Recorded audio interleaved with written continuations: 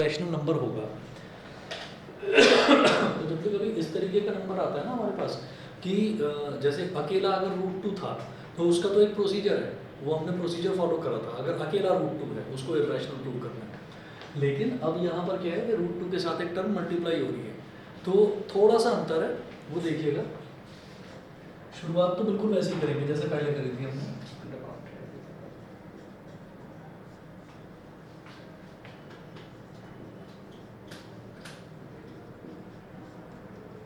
On the contrary, let us assume that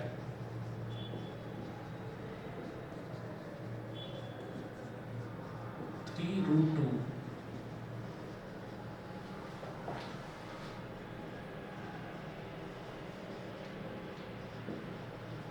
on the contrary, let us assume that 3√2 is an irrational number. 3√2 is an irrational number which can be expressed as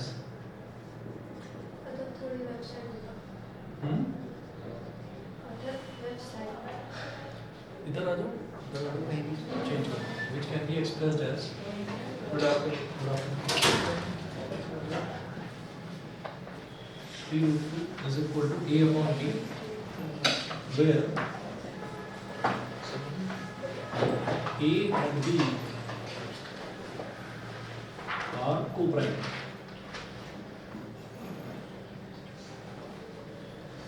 ठीक है, बिल्कुल नया है अभी, ठीक, कोशिश करना समझने की। 3√2 is equal to a upon b where a and b are co-prime। हमने ये मान लिया कि ऑन द कॉन्ट्ररी मुझे प्रूव करना है कि 3√2 एक रैशनल नंबर होगा। तो मुझे प्रूव करना है 3√2 एक रैशनल नंबर होगा, तो मैं मानकर चलूंगा कि 3√2 एक रैशनल नंबर है, उल्टा मानकर चलेंगे। अभी क्या करना होगा यहाँ पर कि जब भी कभी ऐसा क्वेश्चन आएगा कि √2 अकेला जो है उसके बारे में मुझे मालूम है कि ये इरेशनल है, ये हम जानते हैं, तो हमें क्या करना है, हमें √2 को अकेला छोड़ देना है लेफ्ट हैंड साइड में।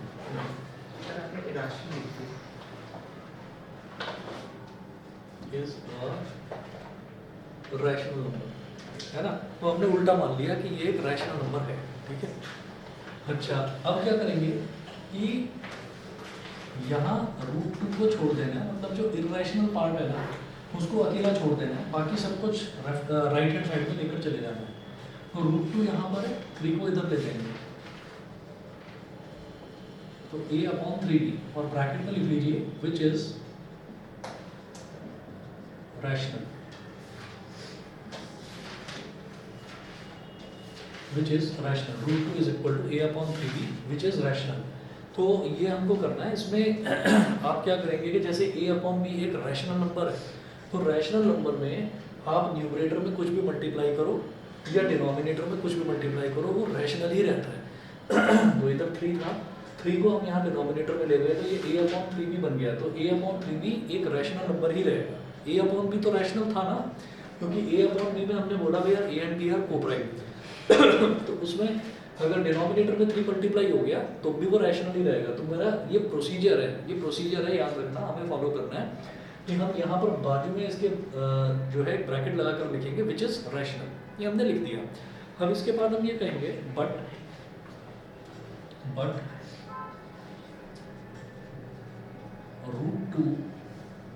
√2 is N irrational number, but √2 is an irrational number and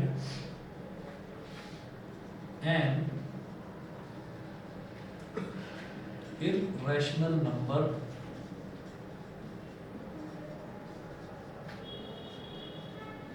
can't be equal to a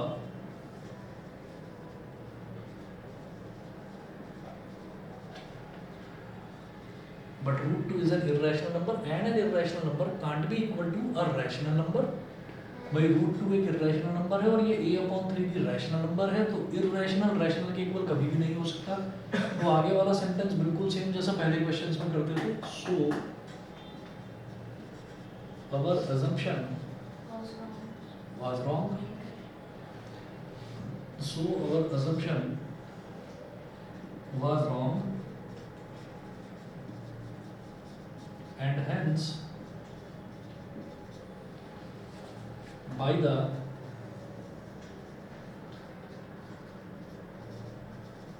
and hence by the method of contradiction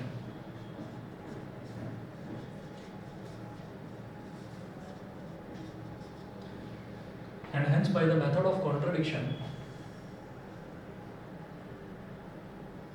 3 root 2 is an irrational number.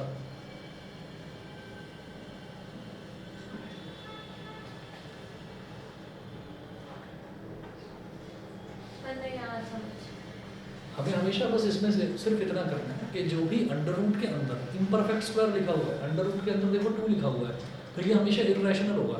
तो हमें क्या करना है कि किसी भी तरीके से, जैसे यहाँ पर रूट 2 के साथ में 3 मल्टीप्लाई हो रहा है, तो 3 तो एक रैशनल नंबर है ना, तो हम हमेशा ये चाहेंगे कि अंडर रूट वाला जो टर्म है उसको अकेला छोड़ दो एक तरफ लेफ्ट हैंड साइड में।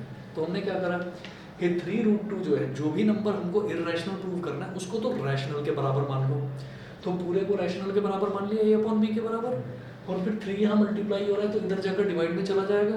तो आप खुद सोचिए कि अगर कोई रैशनल नंबर है, रैशनल नंबर जैसे मान लीजिए 1/3 है, अगर मैं डिनोमिनेटर में 2 मल्टीप्लाई कर भी दूं तो क्या फर्क पड़ेगा, 1/6 ये भी रैशनल ही रहेगा। अगर मैं न्यूमरेटर में 2 मल्टीप्लाई कर दूं, 7 मल्टीप्लाई कर दूं, कोई भी नंबर मल्टीप्लाई कर दूं तो भी क्या होगा, वो रैशनल ही रहेगा। तो एक रैशनल नंबर में कोई भी दूसरा रैशनल नंबर आप मल्टीप्लाई करो, डिवाइड करो, ऐड करो, सब्ट्रैक्ट करो, वो रैशनल ही रहता है। तो हमने सिर्फ एक ही स्टेप में ये क्वेश्चन हो गया, हमने क्या करा कि ये जो 3 है, इस 3 को यहाँ ले गए, तो यहाँ ये नीचे डिनोमिनेटर से मल्टीप्लाई हो गया, तो जब डिनोमिनेटर से मल्टीप्लाई होगा तब भी a अपॉन b रैशनल ही रहेगा।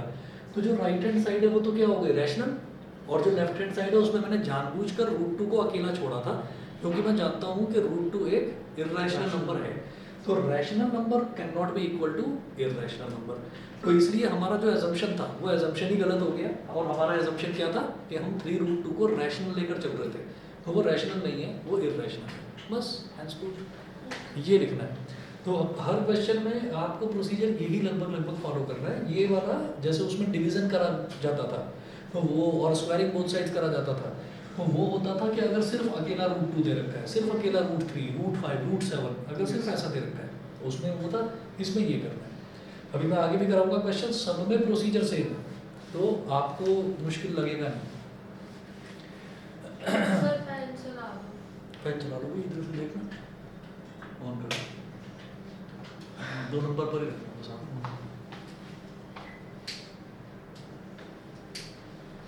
अब इसी तरीके से अगला देखते हैं question.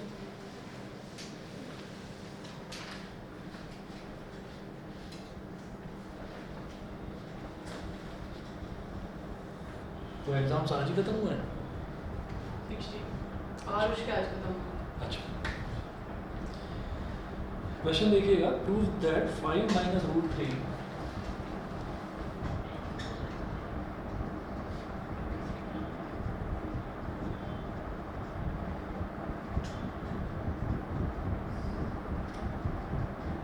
that 5 minus root 3 is an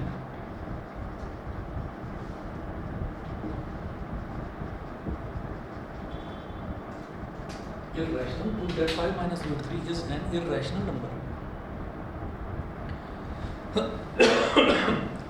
5 minus root 3 एक irrational number है। अब इस बार ये प्रूव करना है, तो जिस नंबर को भी irrational प्रूव करना होता है हम उसका उल्टा मान लेते हैं, हम मान लेते हैं कि वो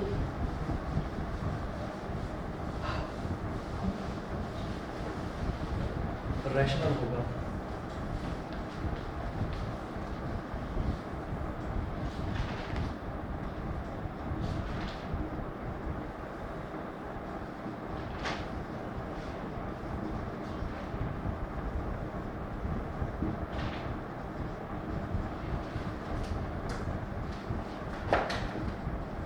On the contrary, let us assume that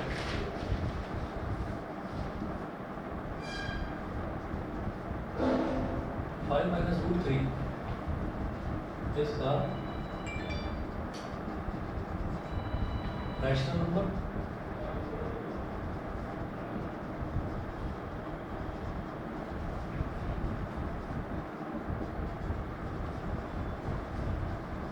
On the contrary, let us assume that 5 minus root 3 is a rational number which can be expressed as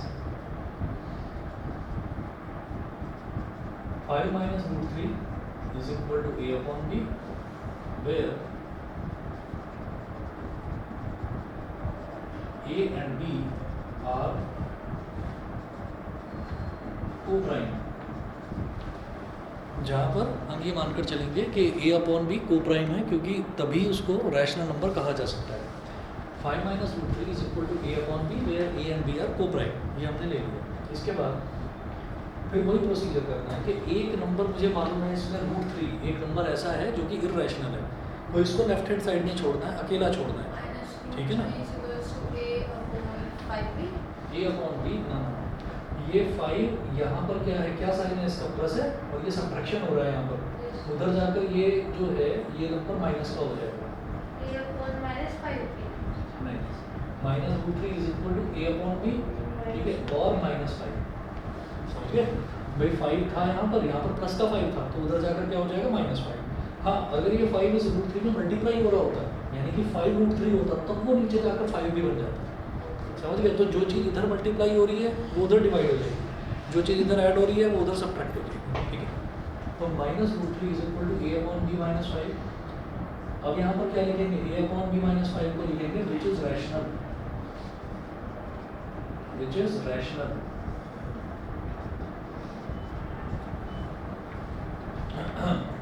अब ये माइनस रूट 3 है इज इक्वल टू, अब इसका एलसीएम ले लीजिए. जब LCM लेंगे तो b ही हो जाएगा, क्योंकि a अपॉन बी और माइनस 5 अपॉन 1, b और 1 का एलसीएम क्या हो गया, b. तो इधर तो b ही है, तो ऊपर वाला तो एज इट इज आ जाएगा a, है ना. और 1 में क्या मल्टीप्लाई करेंगे, b आ जाए b, और b इंटू 5 इज 5, तो 5 भी बन गया. a माइनस 5 भी अपॉन b यहाँ लिख दीजिए विच इज रैशनल.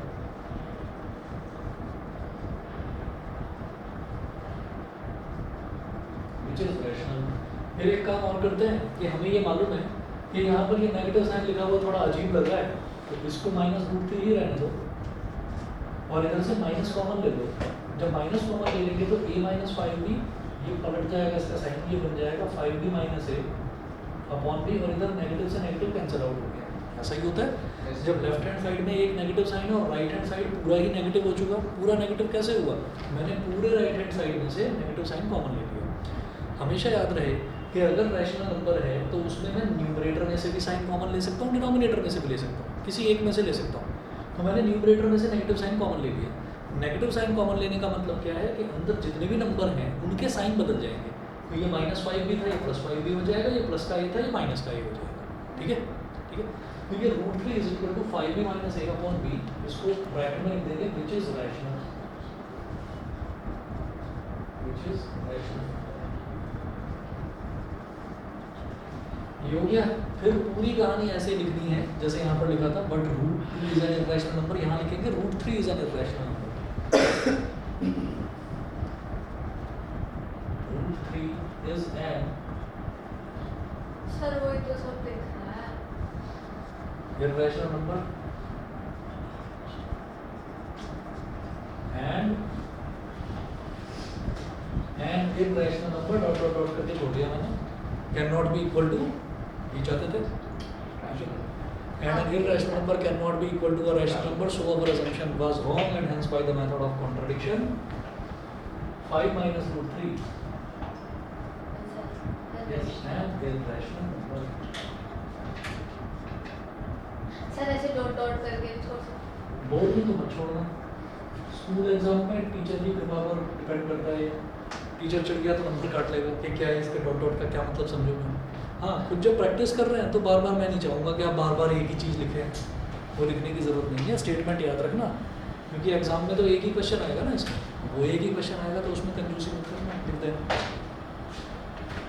बाकी कल बताऊँगा मैं, कल पेपर है 10th वालों का मैथ्स का, लास्ट पेपर है.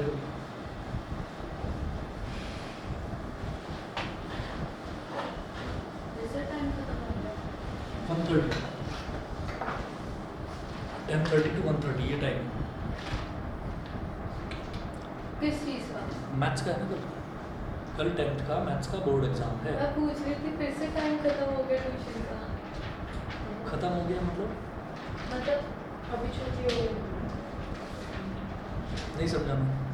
इसको लगा छुट्टी हो अच्छा नहीं नहीं नहीं अभी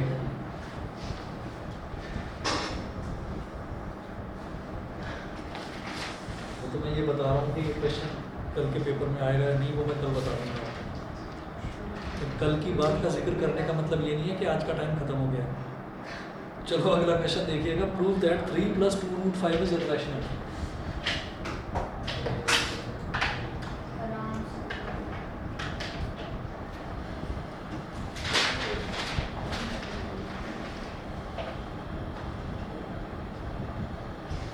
Prove that 3 + 2√5 is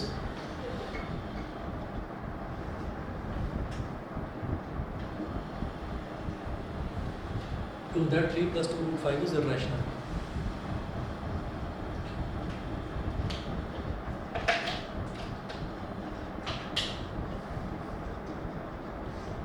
sir try करें। करोगे?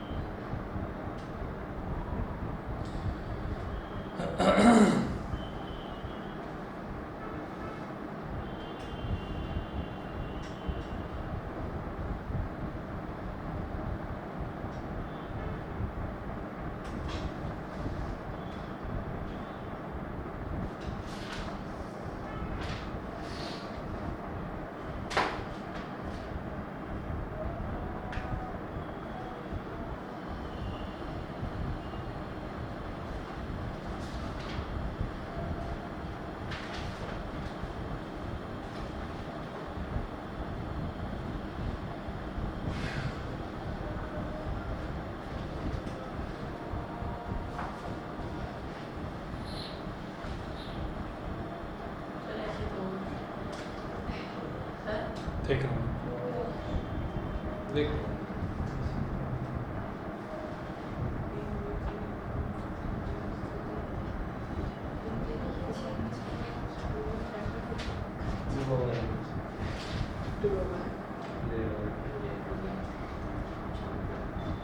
दिखाइए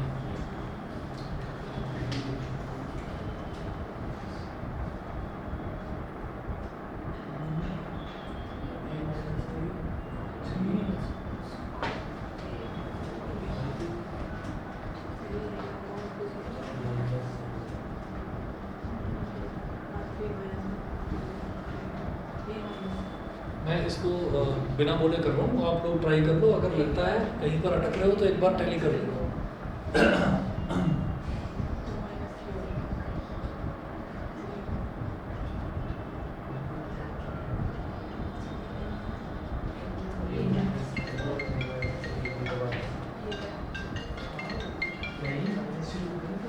हेलो गुड इवनिंग जी बोलिए। अच्छा मैं थोड़ा किसी को बात में जैसे -5 प्लस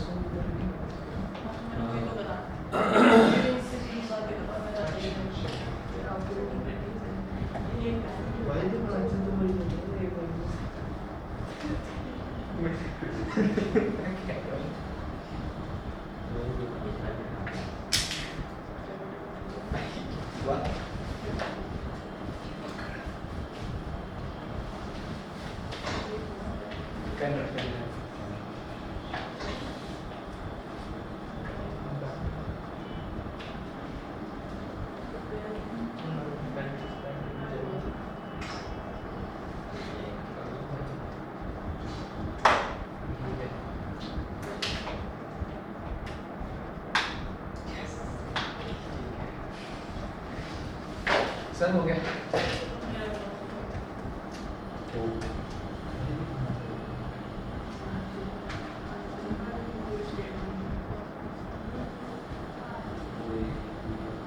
सर राइट साइड आ जाओ। हाँ ठीक है। नहीं, मैं कह रही हूँ राइट साइड आ जाओ। अच्छा सर आप लेफ्ट साइड चले गए, राइट साइड। क्यों? सर राइट साइड आ जाओ, इस साइड आ जाओ। क्यों? सर उसे करना है मुझे वो देखना अच्छा है। ये वाला नोट करना है। हाँ तो ये बोलो ना बस। लेकिन ये वाला कैसे नोट करोगे? ये तो आधा मैं मिटा चुका हूँ। नोटबुक से करके देख लेना और ये तो पहला क्वेश्चन है, अभी तक यही अटके हो। नहीं, मैं वो लिख रही हूँ ना लास्ट वाला। अरे नोटबुक से देख के कर ले और क्या? वो तो कॉमन स्टेटमेंट है।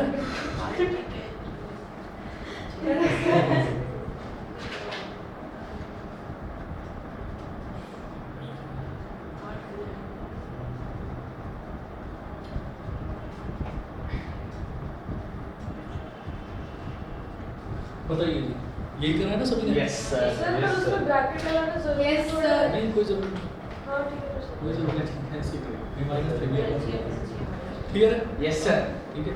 उसके बाद की कहानी वही लिखनी है, but √5 is an irrational number, वो सब कुछ पूरा वैसे ही लिखना है। And a minus 3b which cannot be equal to a rational number. So 3 plus 2 5 is an irrational number.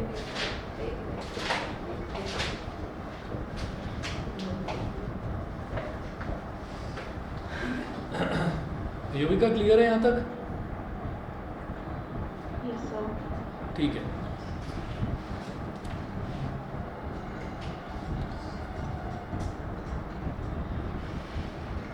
चलिए जी, ये वाला मैं मिटा रहा हूँ। कुछ करना तो नहीं है इसमें? नोट बता दो भाई, बता दो नोट करना है कुछ। नो सर तो मैं उसकी कॉपी से कर रही हूँ। बहुत बढ़िया, ये होना था। चलिए जी, तो अब अगला देखते हैं।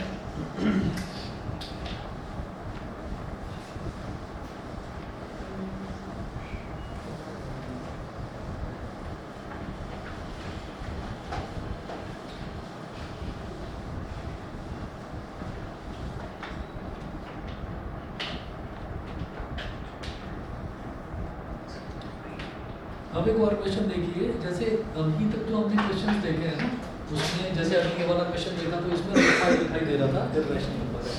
जैसे ये वाला क्वेश्चन है, इसमें √3 इरेशनल नंबर दिखाई दे Yes, रहा sir. था। उससे पहले देखा 3√2, तो वहाँ पे √2 इरेशनल नंबर दिखाई दे रहा था। अब अगर मान लीजिए कोई ऐसा क्वेश्चन आ जाए जहाँ पर रूट वाली 2 टर्म्स हो, तो उसको किस तरीके से करना है? नोट करें, prove that √2 plus √5 is irrational.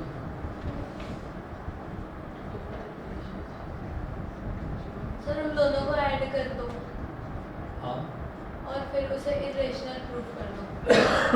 √7 को इरेशनल ऐसे नहीं होता। जैसे √2 प्लस √5 है, √2 प्लस √5 को √7 नहीं बोल सकते। दोनों इरेशनल का सब भी इरेशनल होगा। नहीं, ये भी नहीं है, मैं बताता हूँ अभी। प्रूव दैट सर स्क्वायर में क्या होगा? हाँ स्क्वायर करके ही होगा सर स्क्वायर करके होगा, लेकिन स्क्वायर पे डायरेक्टली नहीं होगा। कैसे होगा बताऊंगा।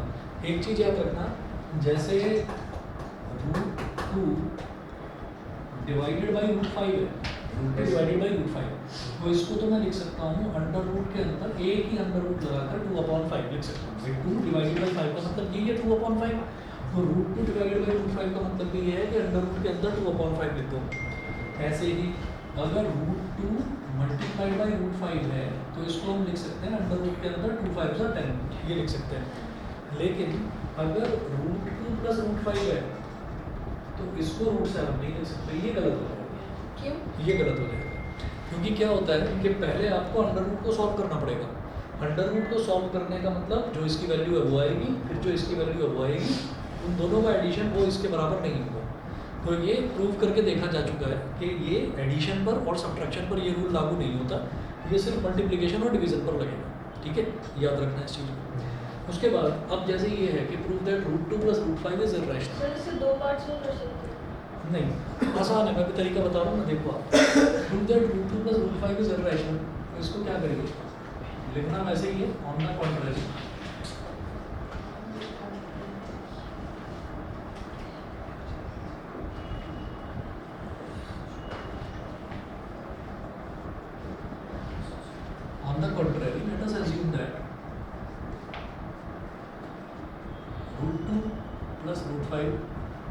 is a rational number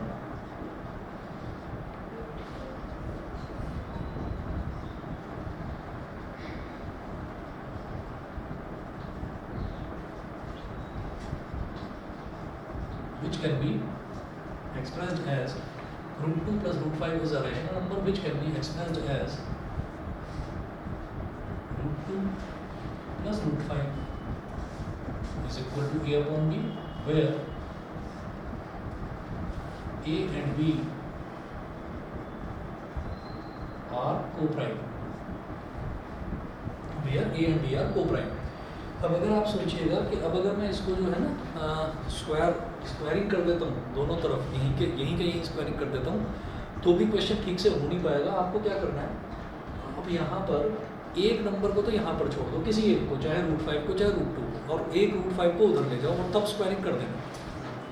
ठीक है, बस ये करना है, उसके बाद आप समझ जाएंगे। देखिए आपने क्या करा, रूट 2 को इधर छोड़ दिया, a upon b minus root 5, ये ऐसे कर दिया। ठीक है, अच्छा, और यहाँ आप लिख देंगे विच इज रैशनल, नहीं यहाँ पर अभी रैशनल नहीं होगा, ये अभी रैशनल नहीं होगा क्योंकि अब तो रैशनल पे आपने इरैशनल सब्ट्रैक्ट कर रहे हो। Yes. अब तो रैशनल नहीं कह सकते इसको। तो अब क्या करेंगे, अब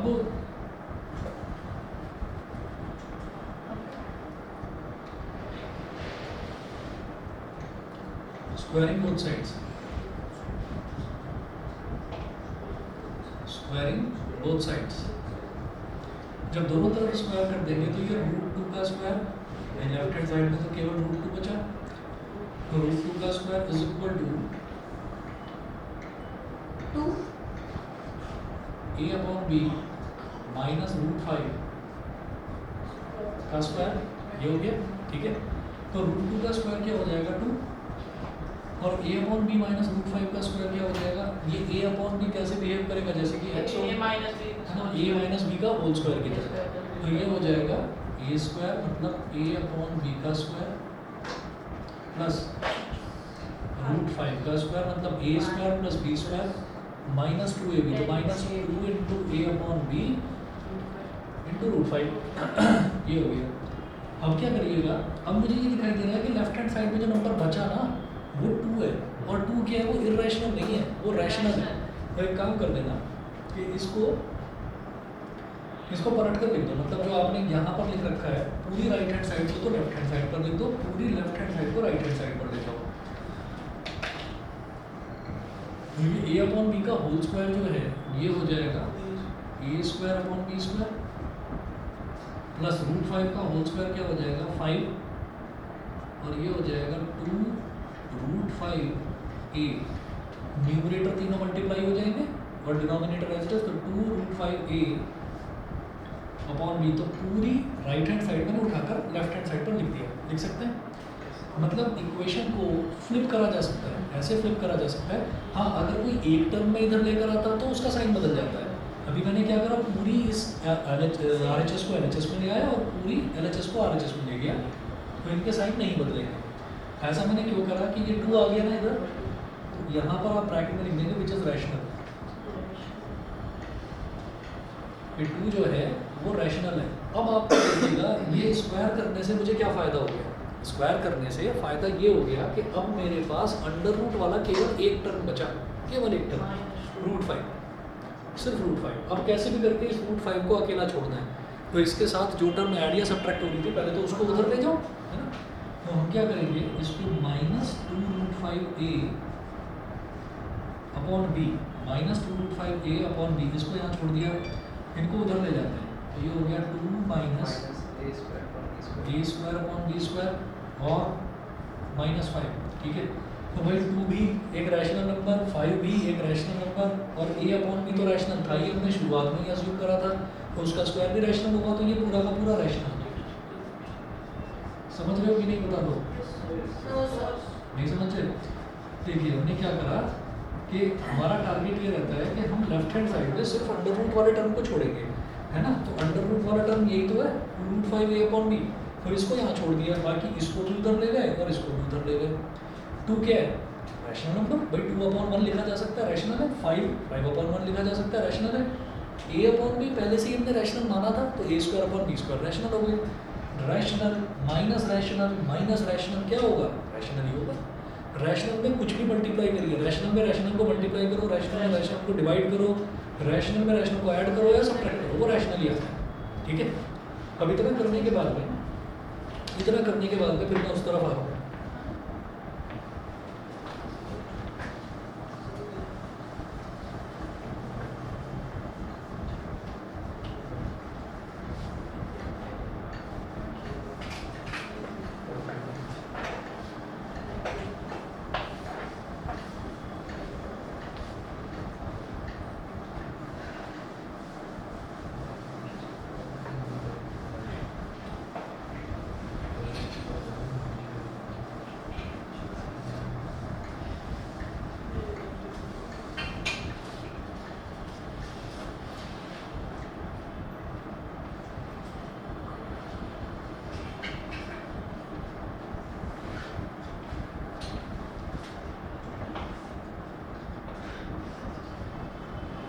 माइनस का 2/5 a upon b is equal to, अब देखिए प्लस का 2 है और माइनस का 5 है, तो 2 माइनस 5 क्या होता है? -3। हाँ, तो यहाँ लिख देंगे -3 minus a square upon b square, bracket में लिखिए विच इज रैशनल।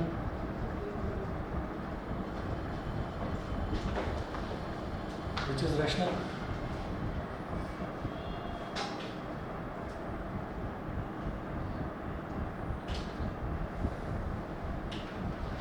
अब क्या करिए, -2/5 a अपॉन b, और इधर से आप एलसीएम ले लो। जब एलसीएम लेंगे तो यहाँ तो नीचे 1 है, जब एलसीएम लेंगे तो क्या हो जाएगा? b square.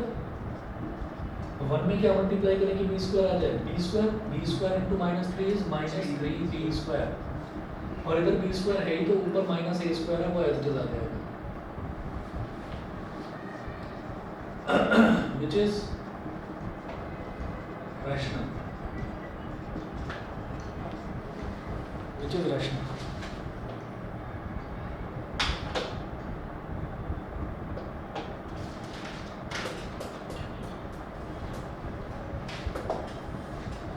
फिर देखिएगा कि इधर एक b है और इधर एक b स्क्वायर है, तो एक b से एक b कट गया, एक b से एक b कट गया, और इधर है माइनस का 2√5a, नीचे b था वो तो खत्म हो गया, और इधर आप क्या करेंगे, ये भी माइनस है, ये भी माइनस है, तो माइनस साइन कॉमन ले लो। जब माइनस साइन कॉमन ले लिया तो ब्रैकेट में क्या बचा? 3b square plus a square और अपॉन b। यहाँ पर फिर से लिखिएगा विच इज रैशनल होने वाला है।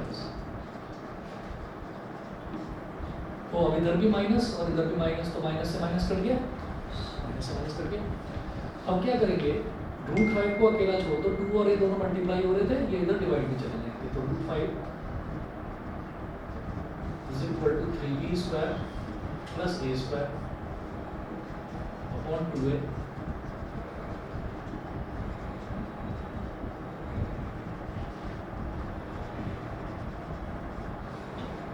ठीक है, ये हो गया।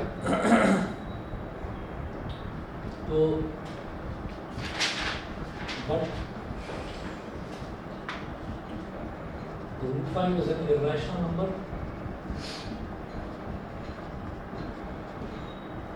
और आगे डॉट डॉट डॉट करके सर वो 2ab नहीं होगा।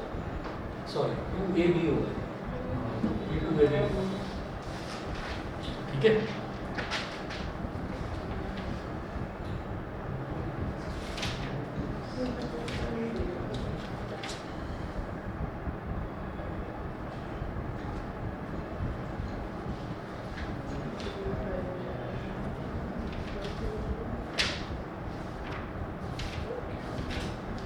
ठीक है। तो जितने भी क्वेश्चंस करे हैं ये सफिशिएंट है। इसके कुछ क्वेश्चंस मैं आपको भेजूंगा, वो आप करेंगे। थोड़ा सा लग सकता है कि जैसे प्रोसीजर थोड़ा सा लेंथी लग सकता है, लेकिन क्वेश्चंस जो हैं वो श्योर शॉर्ट क्वेश्चंस हैं कि क्वेश्चंस आएंगे और उनको आप सॉल्व भी कर पाओगे, आराम से कर लोगे। इसमें कहीं पर ऐसा है ही नहीं कि घुमा कर कुछ नया दे देंगे, किसी टाइप के 2-3 टाइप के ही क्वेश्चंस हैं। ठीक है, अब इसके बाद नेक्स्ट आप टॉपिक नोट करेंगे Euclid's division lemma.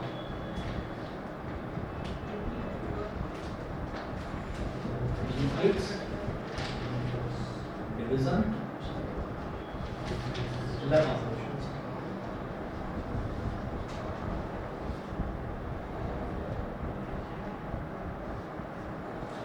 Euclid's division lemma. अब ये यूक्लिड्स डिवीजन लेमा क्या है ये बताता हूँ आपको।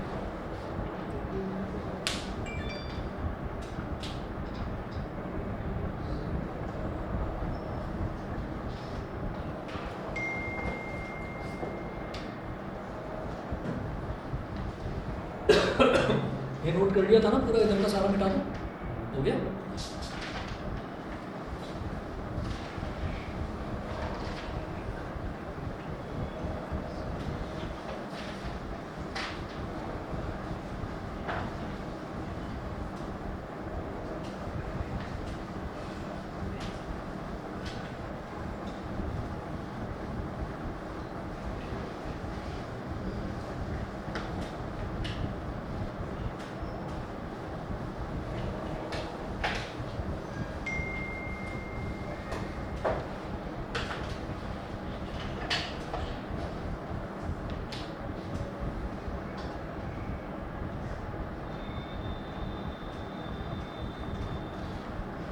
यूक्लिड्स डिवीजन लेमा, आप ये समझ लीजिए कि यूक्लिड्स डिवीजन लेमा जो है ये लगभग बिल्कुल वैसा ही है जैसा हमने पहले जो हम बचपन से डिवीजन करते आ रहे हैं ना, ये उस डिवीजन जैसा ही है। और उस डिवीजन को एक स्टेटमेंट के तौर पर रूल बनाकर दे दिया यूक्लिड नाम के मैथमेटिशियन।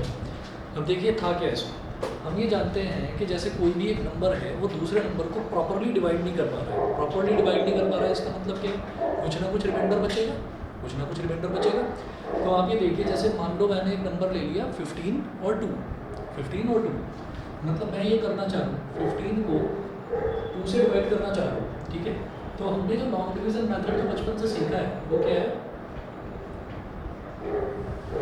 15 को हम यहाँ पर लिख देंगे और 2 को यहाँ पर लिख देंगे। तो 15 को हम कहते हैं जो डिवाइड होता है उसको कहते हैं डिविडेंड, और जो डिवाइड करता है उसको बोलते हैं डिवाइजर, ठीक है। और डिविडेंड और डिवाइजर ये दो चीज़ें होती हैं। फिर मैं 2 का टेबल चेक करता चला जाऊँगा, तो 2 7 जा 14 होता है, 15 से जस्ट छोटा। तो मैं यहाँ लिखूँगा 2 7 जा 14, यहाँ पर आ गया 14। अब 15 माइनस 14 क्या बचा, 1 बचा, तो 1 हो गया रिमाइंडर। तो अब रुकिए, अब आप इसमें ऐसा करेंगे कि जैसे यहाँ पर हमारे पास ये 2 है, ये 15 है, 7 है और 1 है। तो जो ये है ये हमारे पास डिविडेंड है, डिवाइजर है, क्वोशिएंट है और रिमाइंडर है। तो इसमें ऐसा होता है कि dividend is equal to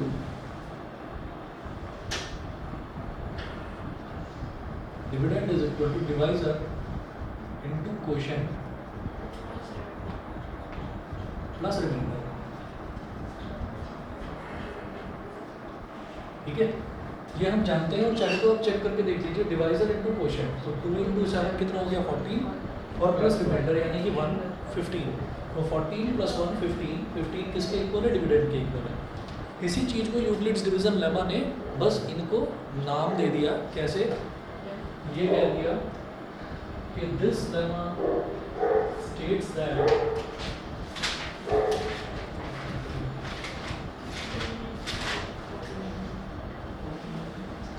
this lemma states that A is equal to BQ plus R. A is equal to BQ plus R, where A is dividend,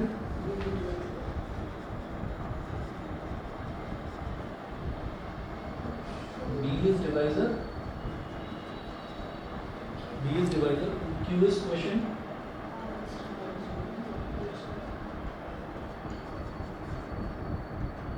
R is remainder, and R is remainder, हाँ। Sir NCERT में अलग दिया था, उसमें क्या फर्क है? और कुछ, ठीक है। also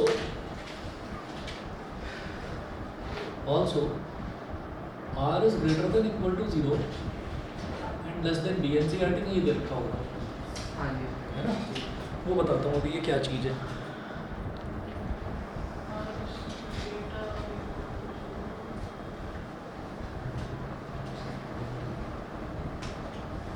जैसे आप देखिए कि आर क्या है यहाँ पर, रिमाइंडर, आर तो रिमाइंडर है, और जो बी है, बी क्या है, वो है डिवाइज़र।